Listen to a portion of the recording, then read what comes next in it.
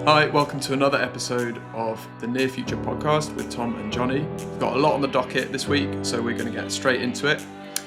First of all, Tom, you ran another mostly working event with Kate Pincot from Multiverse. Wonder if you want to tell us a little bit about that up front. Yeah, it was super fun. Ran that last week from the Gradient Labs office in London, and we had a great crowd. Thanks to anyone who's listening to this who came along. Kate was a great speaker. Gave some really interesting insights into how Multiverse are thinking about the opportunity for brand design to scale their approach and impact through tooling and agents to scale how their brand is applied. It was very cool. Nice. I've also just got to call out at the start, Jonny, that you the last time we recorded there was a reversing truck, and this time it sounds like there's a chainsaw in the background or a power saw, angle grinder. I think it really enhances that ambiance though. So, makes it feel real, you know. This is the real world. We don't exist in a vacuum. We're not AI from space. Yes, at least not yet. We're not Synthesia models and 11 Labs voices. Yes. Although I wonder if there's an 11 Labs reversing truck that we can add on to our podcast Probably. At some point in the future. Yeah. Anyway, mostly working last week was great with Kate. It was really fascinating to hear the approach there, and just great to host it in a new space and be surrounded by great people. The other thing to just share up front is that we're gearing up to welcome our first podcast guest next week. Well, we will be recording with our first guest next week, and we have guests lined up throughout July.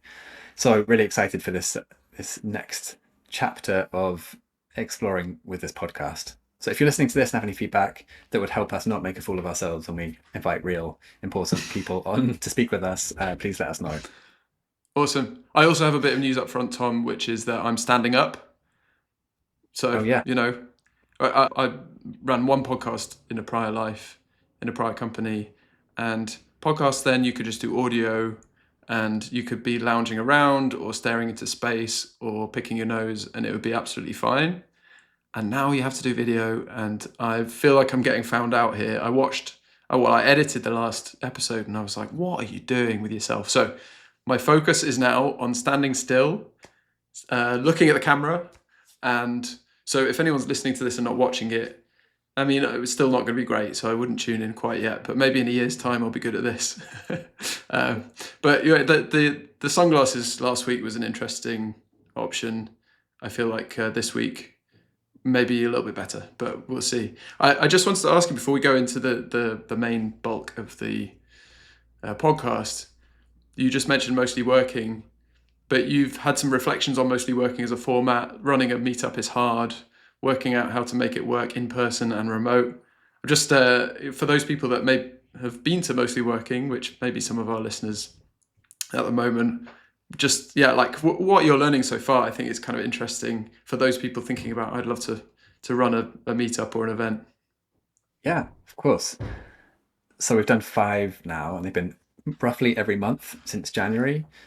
I think the meta reflection is that when we started in January, the state of the world was that people were aware of AI but hadn't really spent a ton of time building with these tools. And 6 months later, that is very different. Most people have been trying, exploring, playing with these things a little bit.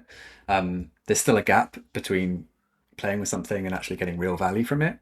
But the need to have a dedicated space to get hands-on and build things seems to have evolved from just trying something through to actually doing something useful with it, which I think is as an interesting reflection of where we are with AI right now. And I think seamless transition. Yes, that was so seamless. It would be if I carried on, but there's another thing I wanted to mention, which is that I think that so when we started running these events, it was a really wide spread of what people were interested in hearing about, from like opening the terminal for the first time and starting to use Claude Code for the first time. And we had various designers coming through who did open Claude Code for the first time, or Cursor, or whatever the tool was, in those sessions.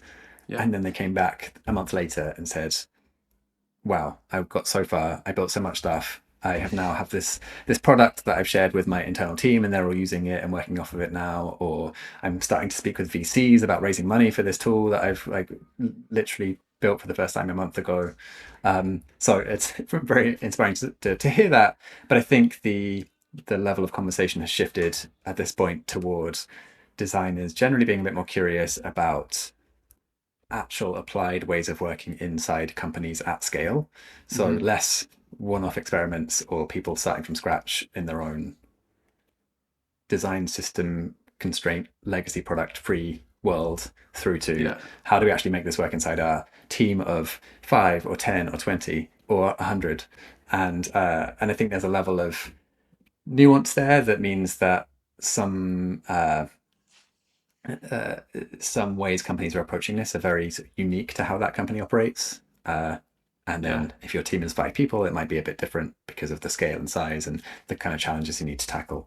But really interesting to get a glimpse into like how real people are working with these tools in real settings, not just the sort of sandboxed, I'm going to prototype something on my own version of that. Right. I think that we are past the like cool demo in my bedroom, local host. Isn't this like an interesting technology and let's see how far it can go stage? And companies are looking at their token costs, but also teams are saying, well, all of this promise, what's it turning into? Is it turning into actual value? And so now this is good though, because we've moved out of this existential fear and, oh my God, maybe it can do everything. Maybe we're cooked, to this is a tool. We can't work out how to use it well together yet. So let's do that. And I think, I wasn't at this latest mostly working, but the conversation then matures into like, practically, how do we shape this into something that I can take back to my team and everyone will be like, great, this is genuinely useful, rather than that's a cool side project. Let's get back to drawing rectangles or whatever it is. Exactly. So with that perfect transition, let's talk about Config, Figma Config, because that happened at the end of last week. And Figma, a tool historically known for being great at drawing rectangles, now exploring a bunch of new things. They released a bunch of new features, from motion to the code layer to various other smorgasbord of functionality that they're hinting at and releasing. An interesting set of things for us to be exploring. Jonny and I weren't there in person, so we can't speak to the sort of what the vibe was like in the room, but we've had some thoughts and reflections following it. So Jonny, do you want to kick us off with a conversation around config and what's next for Figma and the tooling space? Yeah, hot takes from across the Atlantic coming your way. So people who've read my blog in the past and seen what I've been writing could take me as a Figma hater. That is not true, although I've always felt that Figma and the tools that predate Figma, Sketch, and I drew my first UI in Photoshop probably, but they're a bad facsimile of the real thing. And at best, they can achieve a percentage, not much more than 50% of the fidelity of something that is actually built in the technology that it will end up being in, whether that's in Swift or whether that's in the web or whatever it is.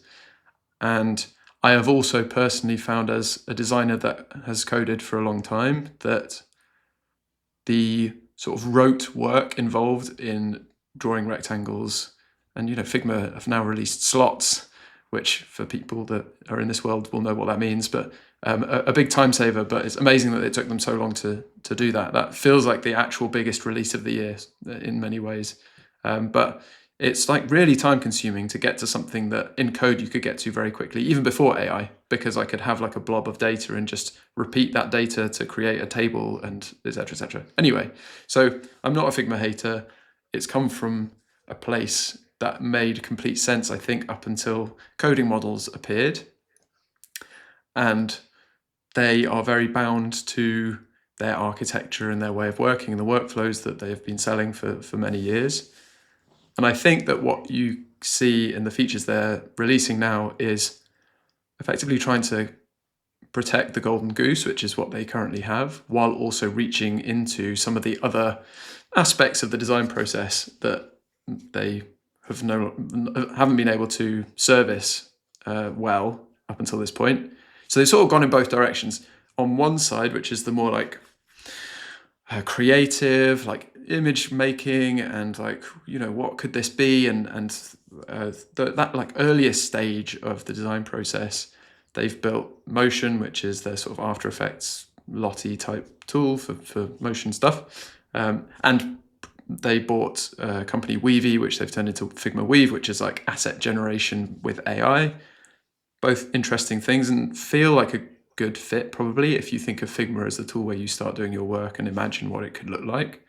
And then they built in the other direction fairly consistently. They built Figma Sites and Figma Make, which was their sort of vibe coding thing. That was last year, and now they have built these code components within Figma where you can drop code blocks into your Figma canvas.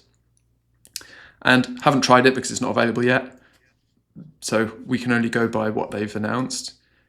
But it does slightly feel like forcing code into the canvas, which still feels like the wrong way around. Like, you know, if the source of truth is code, why am I putting the source of truth into something that isn't the source of truth just to push it back again? It feels like, of course, that's how Figma should do it because they need to keep people in their canvas. But it doesn't feel like if you were to design something from scratch, that's how you do it today. So that's a long way of saying it feels like a bit of a mess and a bit of like grabbing all the sort of bits of the design process that they haven't touched yet and trying to sort of do a bit of an Adobe on it and scoop up all of those existing enterprise contracts and make sure that they don't wander off because they have something good enough in the existing relationship they have with Figma. I don't know if that sounds really negative, but I think the one thing I did come out with was none of this feels like the thing that solidifies Figma's place in the design universe. Like, it's good for people that want to stick to Figma. I think a lot of these features will be underbaked for a while yet. So if you want best in class at, for example, designing in code, you probably wouldn't use Figma for that. If you want to design in code a bit while you mainly stay in your canvas, it makes sense to have to use Figma.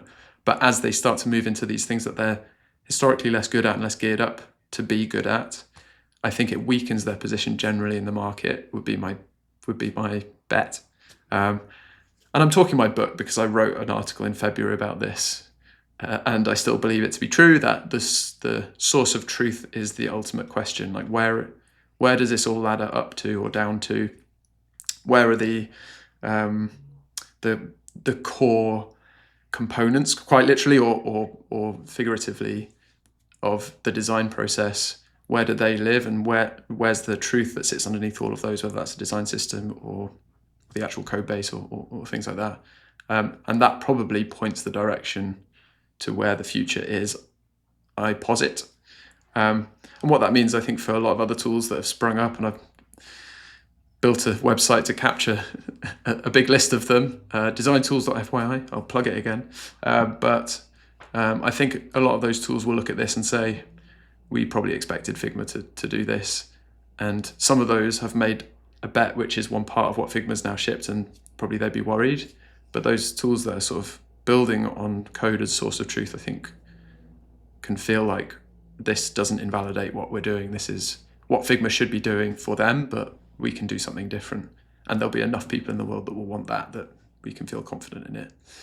So mainly, choice is still alive. You can still use Figma, and that's great. And for a lot of teams, that's the right move right now.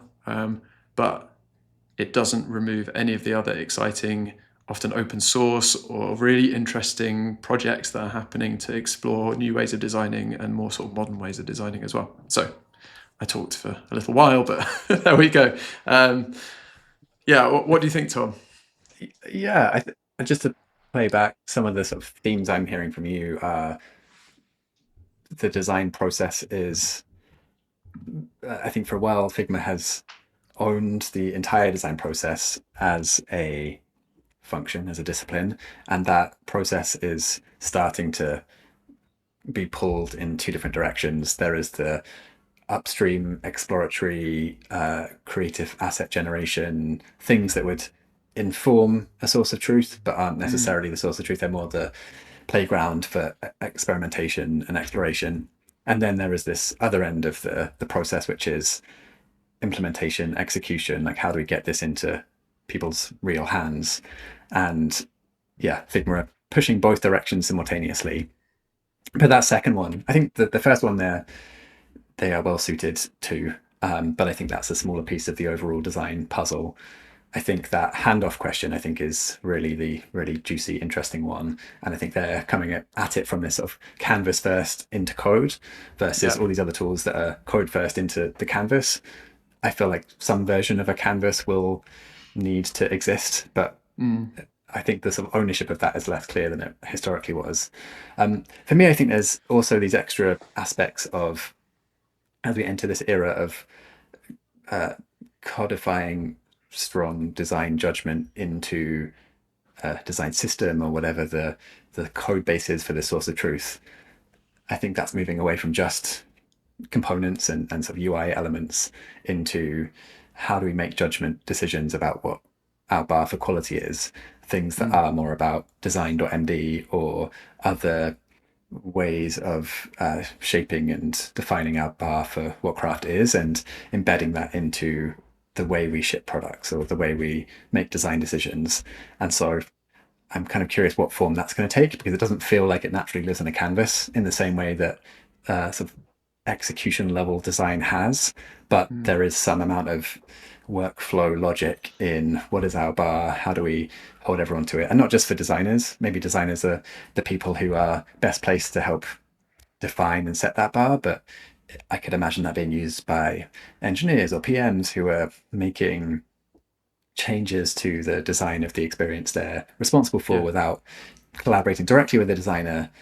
But there needs to be some sort of structural, opinionated position on where is our bar for quality and our bar for craft, and how do we scale that more broadly across the organization without individual designers being a bottleneck. Unless those individual designers these are really important features for an individual designer to be pushing against and really handcrafting. That's a different story. But at an organization level, that probably isn't going to be true 100% of the time, always, forever.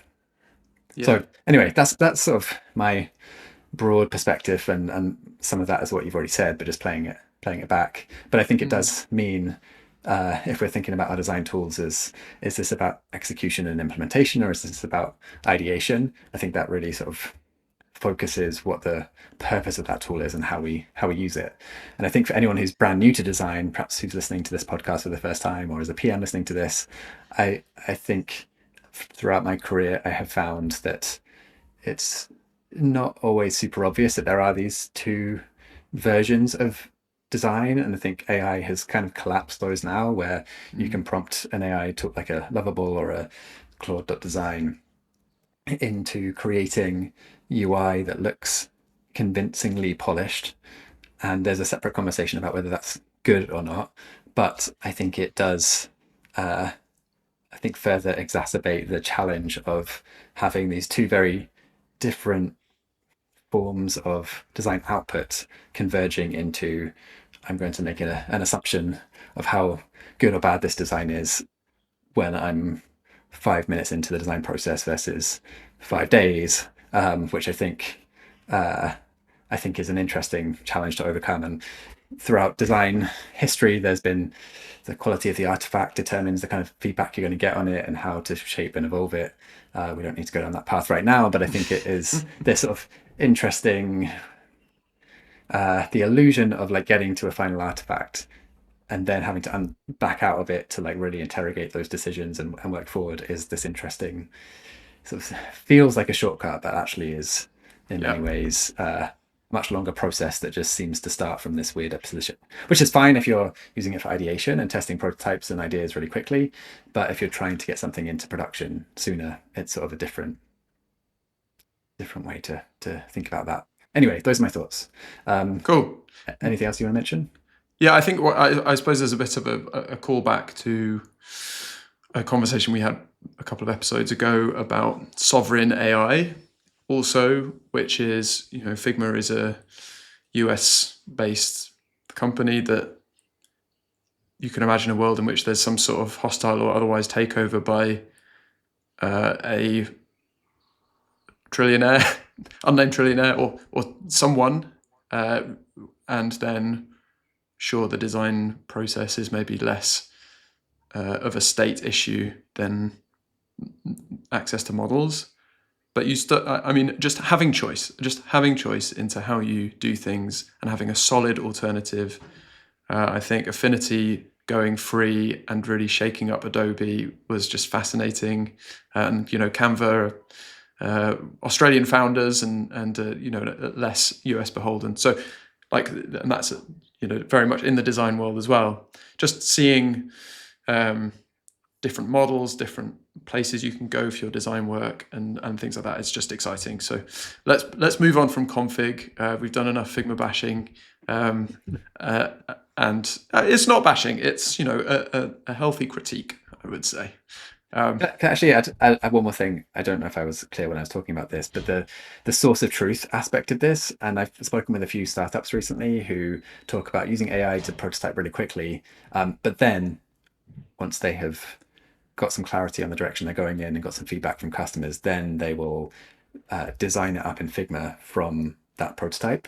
And so Figma has remained that source of truth. So I think the source of truth question will be ultimately the decider of these big enterprises that have invested lots of time and money and workflows into making Figma the source of truth. I think that's going to be a big thing to change into code. And if it does change into code, I think it's going to be really hard to change back. So for me, that feels like the biggest factor in what's going to influence where that source of truth lives.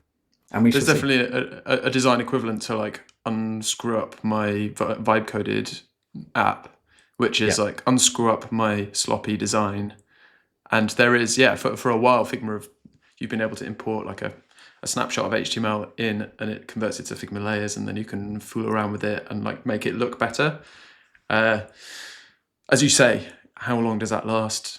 That could be Figma, or it could be somewhere else. It could be an open source, like Pencil or some open source tool that just builds a good enough canvas that actually makes sense to do it there, and it stays in HTML. So it's more, you're actually changing the code rather than changing an object that looks like the code. So really interesting. I think these canvases and the rectangles plays a role. Like it really does. It doesn't go away. And I think you've been saying that as well.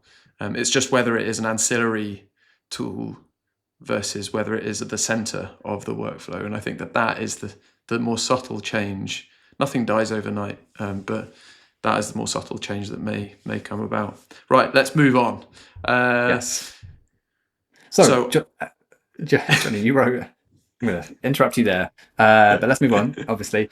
You wrote some thoughts down about the Jagged frontier and how craft sits within that, and some lessons and takeaways, reflections over our work in the space over the last year. So we'd love to hear any thoughts you want to share on that, maybe for someone who hasn't read your piece. Yeah, I finally broke ground on our nearfuture.works blog. So far, the blog or the update section was just the podcast, and so now there is an actual written article on the blog as well.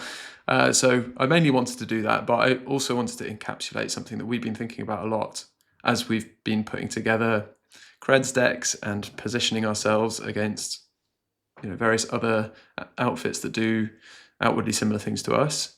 And I think one thing that we've really learned over the last year is that good transformation of a process, whether it's a whole organization or whether it's within one team, from non-AI driven to AI driven, is not as easy as you think it's going to be. It's not a case of someone sitting in the corner and like bashing out a new way of doing it and then everyone's like, cool, that works. It's just change management. And my last company was in HR tech. I saw how complex it was to change process from the inside. And we ended up having to spend a lot of time with customers in 3-month rollout plans, doing tours of thousands of employees to make sure everyone understood what this tool did, even the simplest version of it. So change is always hard when you think about a lot of people changing at the same time. And so I wanted to try and get it into 3 points, because 3 is the magic number, and that's what trips off the tongue.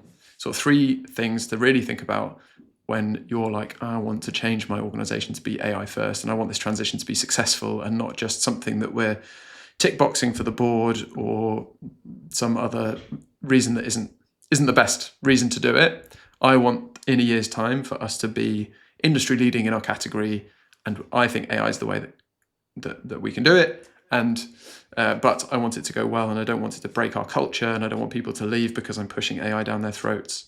And I want it to result in actually materially good outcomes that I can point at and I can graph, rather than like good vibes and everyone's spending loads of tokens. So I tried to capture that. I captured it quite quickly, and I think that this is a first version. I'm sure we will iterate over this, and I think it captures both of our thoughts, but I wrote it and we haven't had a lot of chance to talk about it. But so the three things are a coherent strategy I've written, which is basically like we get together and decide why we're doing this, which is sort of what I've just been describing. What is the impact we want to have? Why? How much money do we want to spend on it? How much do we want to break the culture to do it? AKA, how fast do we want to move?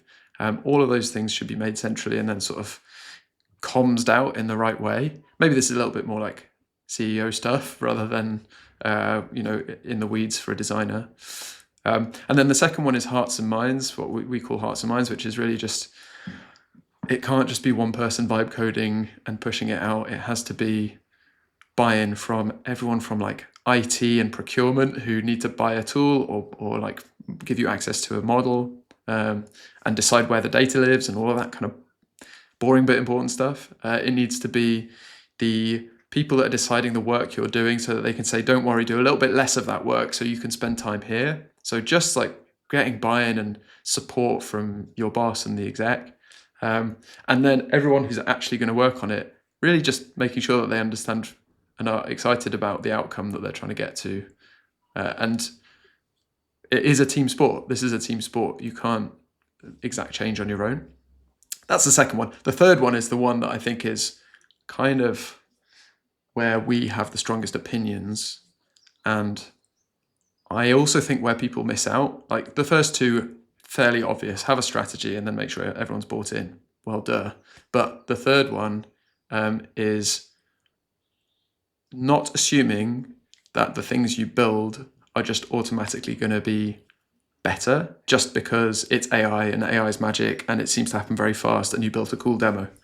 I think where we've seen issues happen is everyone's very excited by the first version. You show the stakeholders, they're like, wow, can I have this yesterday? Let's just turn it on.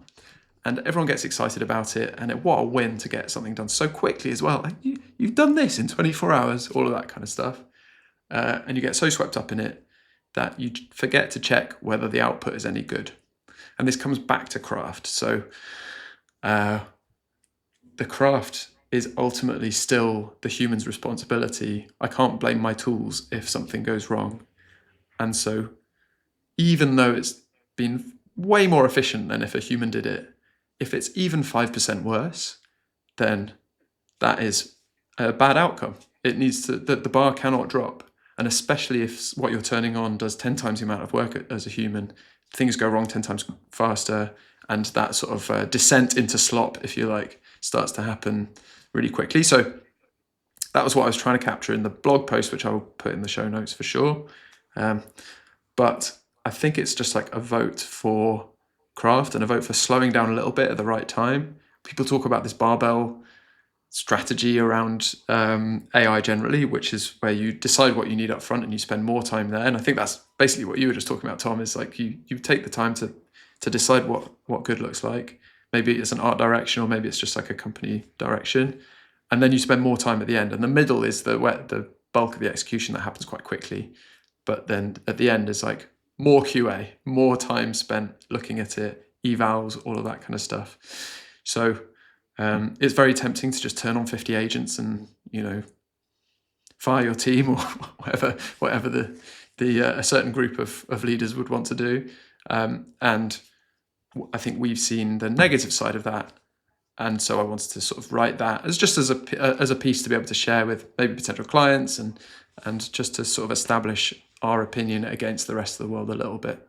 That said, I do think we're now at the phase in the AI adoption cycle where a lot of people are starting to think, well, actually what we built sort of doesn't work very well, or it wasn't the silver bullet that we hoped it would be. So I don't think it would be difficult to persuade people that this is important.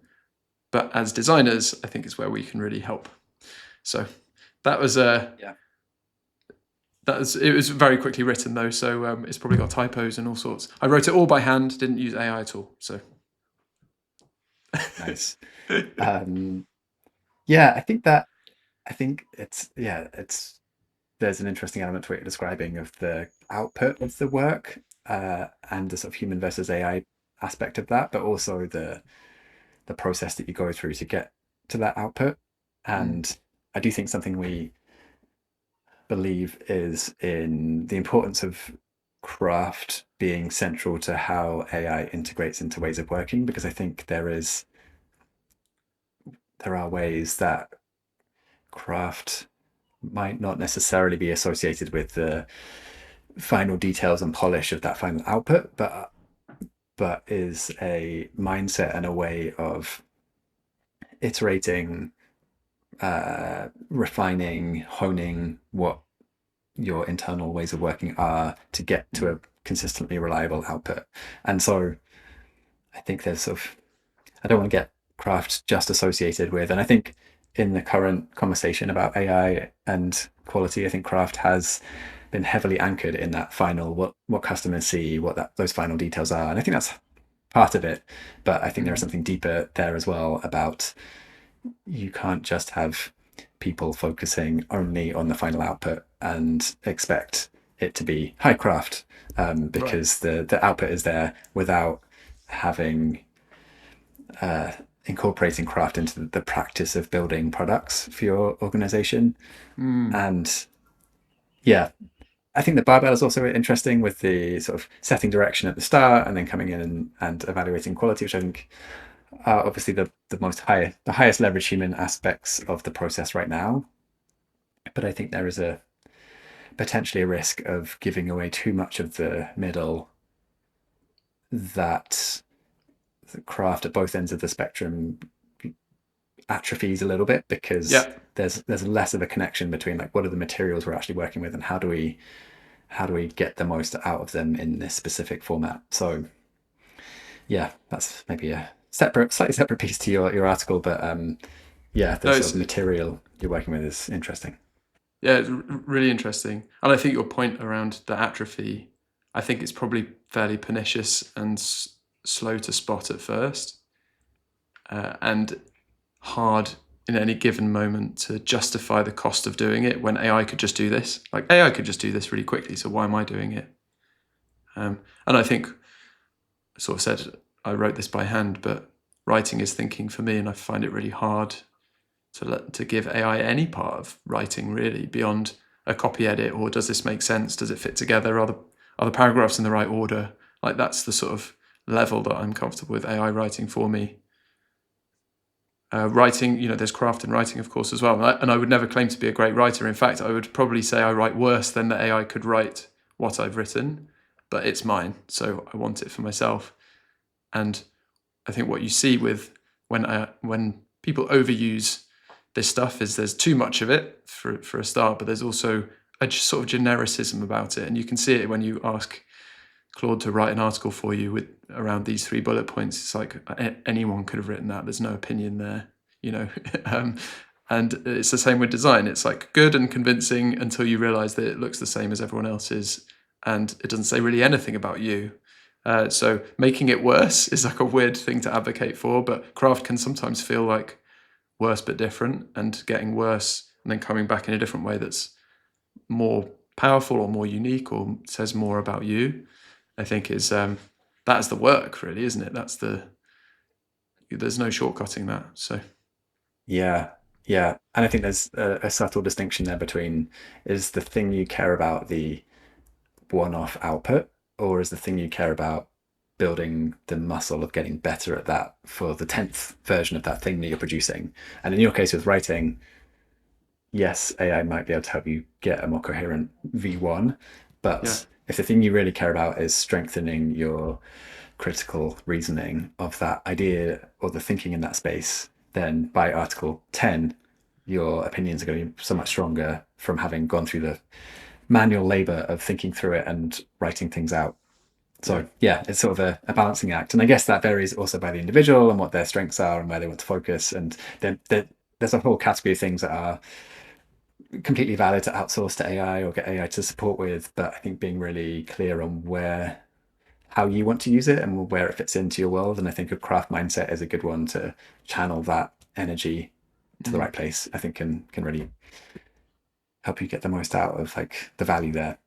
Yeah. Anyway, I feel like this has turned into like the broadest possible conversation about AI and design, but that's okay. Maybe they all just there's an inevitability to it that it's such a big conversation to have, and it really is all the conversation, and it's what this podcast is about. So we're always going to end up sort of descending into broadness. Yeah. We should definitely move on. But I think the last thing I want to say on this is we've used the word design a lot. We have consciously tried to use the word design a little bit less in the sort of broader work we've been doing, and instead focusing more on the idea of craft, because I think in many organizations, design is closely connected with the idea of craft and making sure the quality of the work that ships is to a high standard.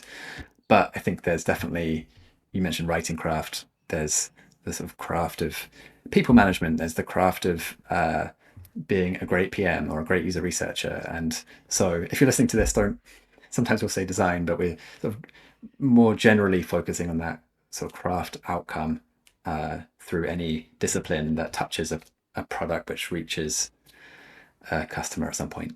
Yeah. Anyway, that's my final thought on there. Let's switch gears and sort of lighten the mood a bit. I wanted to talk about this last weekend. I went on a camping trip with some friends. The weekend where it was unbearably hot, but fortunately, it wasn't actually as hot on the campsite. But there's this talk of craft and AI kind of got me thinking about like ownership in this era. Is that even relevant? What does it mean? But my friend went on this camping trip and he bought an MP3 player, the only MP3 player that Argos in the UK sells. It was £20, and my friend Sam, I loved him for his dedication to owning music and owning MP3s, but just hearing his stories of how hard it was to get MP3s onto this iPod, or not, it wasn't an iPod, it was an MP3 player, and just how clunky the experience was, took me out of my bubble a bit and made me realize how imagining a world without Spotify or Apple Music or these streaming music services is just increasingly difficult to imagine. And ownership is a sort of strange concept in this current era, but it was also sort of really inspiring to see my friend sort of wrestle with this MP3 player to try and make a playlist and make it like compelling, and he had to bring his laptop and sync it with the MP3 player. Anyway, it was a funny thing to think about music ownership right now, and the idea of an MP3 being old school technology at this point, even though it's probably still the standard of how music would be shared if it wasn't for streaming services. Right. But streaming services are so ubiquitous now. So is he paying 99p for a song on iTunes? Like, what's the practically? I don't know whether he's using iTunes or not, but he did specifically say he was buying music, supporting artists. He's a musician himself, so lots of respect for supporting artists and buying their MP3s, but just it's hard going. Another friend of mine hosted a record party on Friday, which I couldn't go because I was at the camping trip. But the sort of concept of this party was to bring your own record and so everyone at the party could play their record and tell the story of what it meant to them, which I love that as a concept. It feels extremely middle class millennial. I imagine that was a core demographic. But the sort of the narrative around music ownership and the sort of stories associated with that, I think, is. I love it. Very, very interesting. I just struggle to choose one. I wouldn't know. How do you choose one? Impossible. Yeah. Well, do you own many records, Jonny?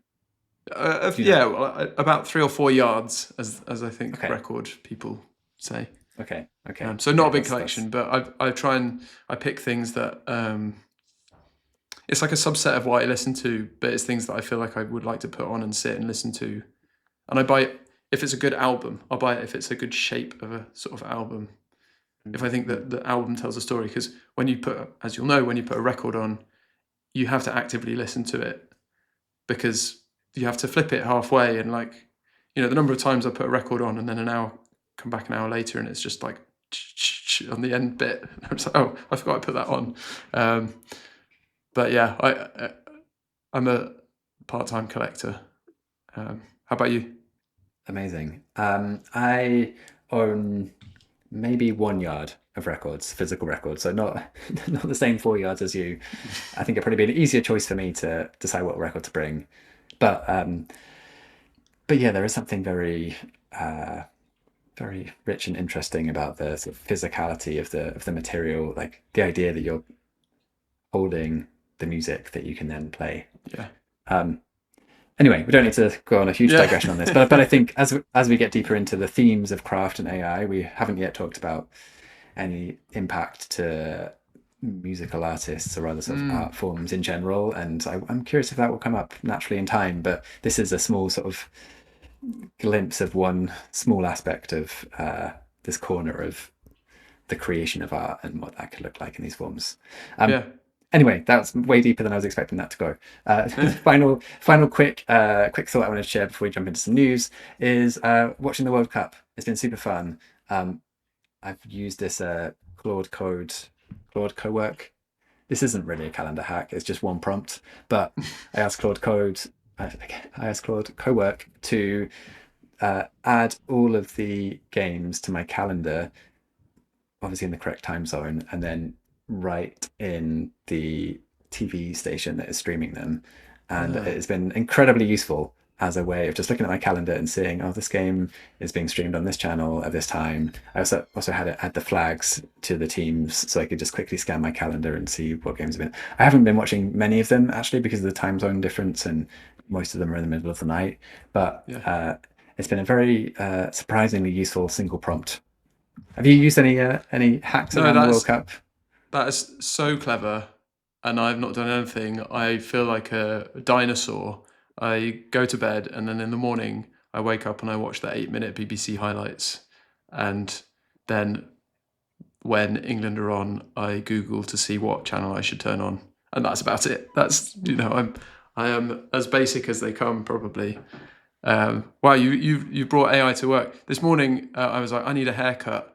And I just genuinely got annoyed that I couldn't ask Claude to give me a haircut. So I'm, I don't know, I have a strange relationship maybe with Claude at the moment. Let's move on to some news. I've got a couple of things that I just spotted. One interesting and one silly, or not silly, but cool and just like a beautiful piece of work. So Fable, Anthropic announced that Fable's back. Fable's coming back tomorrow. Sonnet 5 is out today, I think, so it'll be interesting to see the reception that gets. So these state-of-the-art frontier models are still advancing, and it's good to see Fable coming back. There was a sort of vague, obscure post about good conversations with government and a few more guards being put in place around cybersecurity and things like that. So I don't think it undoes any of the damage that was done when Fable was taken away. I think all of the alarm bells rung around sovereign AI and being beholden to the US are still ringing. I think there's a lot of work going on in the background, especially with non-US domiciled companies and people, to try and work out how to mitigate for the risk. One of which I think is really interesting and seems to have blown up over the last week, which is Z.ai, which is I think it's Hong Kong, maybe Shanghai-based lab.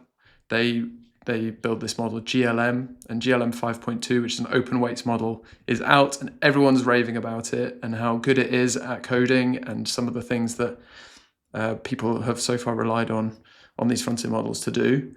And so there is like a healthy narrative now, which is like, oh, maybe the open source models can keep up, and maybe they can even close the gap on the state of the art, and maybe a lot of the work we need to do doesn't need to be done by a state-of-the-art model. So we can use, the Fables to do the really hard stuff, and then these open source models where we can host them anywhere, and a 60th of the cost, the token cost, can do the the grunt work around writing code. So interesting. We won't go any more into it right now, but definitely tracking it. And I think that it's good news for the rest of the world, I suppose, that Fable's back and the open source models are good. It's still a Chinese model, so, I think Europe and the middle powers need to work out how to have their own frontier or near frontier models, but it's good in the meantime. The other one that I found, and I will share my screen for this because I think it's cool and I think people need to see it, and hopefully I'll remember to actually switch to the view which shows the video this time, which I didn't do last week. But let me just share my screen for shortcuts. It's shortcuts, but spelt with no vowels. So here you will see it. It's, I think, just an example of a tool. It's built by a design studio, branding studio actually. And all it does, if you're listening, is it's got a list down the side of all of the different design tools, basically, and coding tools. And you can click one, and then it drills down into it, and you hover over the different shortcuts. So for example, I'm in Figma and I've got pen tool, which is P, and you hover over it, and then this beautiful keyboard just like animates. If I just refresh this, it like animates in, and then you can click Photoshop and like scroll up and down and it highlights the keys. Really simple. This is just one of those examples of the kind of tool that you can just build now. Obviously, this took taste and it took time and it was work for sure. But, this may have been someone who previously wouldn't have been able to have brought any of this stuff to life. It feels genuinely useful, but it's also just like a nice piece of art. So I'll put that in the show notes as well, in beautiful designy things that now exist that didn't previously. And this is quite a good transition into our workshop. So yes, shall I tell the listeners about our workshop? Yeah, you do it, Tom. So I think we hinted at this last week. We are launching our first open workshop, and by open, that means it's open to any individual who would like to join us to build a design tool together. And we're going to do this online on August 13th. It's going to be a half-day session. There's more information about this at a URL, which is probably going to be nearfuture.works/build. If it's not, we'll add it in the show notes, or we'll edit this out probably. But hopefully that's the URL. And just before we start recording today for the podcast, we tried to record a 30-second clip explaining what the workshop is about. And so we thought we'd share some behind the scenes thoughts on that, although aware we're coming up on time, so we should probably keep this brief. But it was super fun to write a short script and try and sound compelling, although I think in a lot of ways it sounds like an infomercial. So if you listen to it, please listen to it, check it out, and bear with the awkwardness of us sounding like an infomercial, and stay for the part where Jonny lists out all of the design tools we've recently seen. Not all of them, some of them, because it's impressive that you managed to get through that whole list without breaking. Well, I thought I was going to be able to do it in one breath, but it took 2 breaths. I was a bit disappointed about that. But yeah, we need auto cues, because reading from a script is surprisingly hard, I think, when you're also trying to look compelling and look like you're looking at the camera.